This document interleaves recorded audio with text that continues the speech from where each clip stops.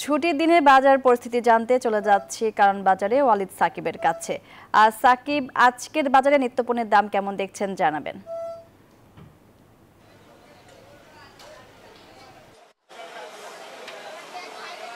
ধন্যবাদ মনি। আমরা আছি এখন রাজধানীর কারওয়ান বাজারে। এখানে আমরা এখন সবজির বাজারে আছি। আসলে সবজির বাজার আজ খুবই চড়া, খুব বেশি দামে আসলে ক্রেতাদেরকে সবজি কিনতে হচ্ছে। আমরা আপনাদেরকে যদি জানিয়ে রাখি যে গরিবের সবজি হিসেবে পরিচিত যে পেঁপে, সেটি কিনতে আসলে ভোক্তাদেরকে এখন 100 টাকা গুনতে হচ্ছে, অর্থাৎ প্রতি কেজি পেঁপে এখন 100 টাকায় বিক্রি হচ্ছে।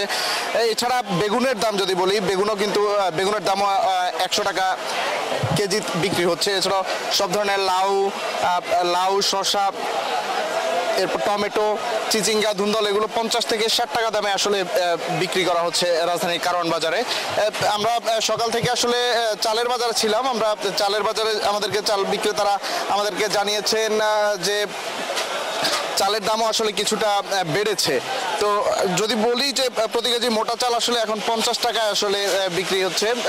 মোটামুটি মিনিকেট যে চাল রয়েছে, সেই মিনিকেট চালও 73 টাকা, 72-73 টাকা আসলে খুচরা পর্যায়ে বিক্রি করছেন বিক্রেতারা। আমরা মোটামুটি এক ধরনের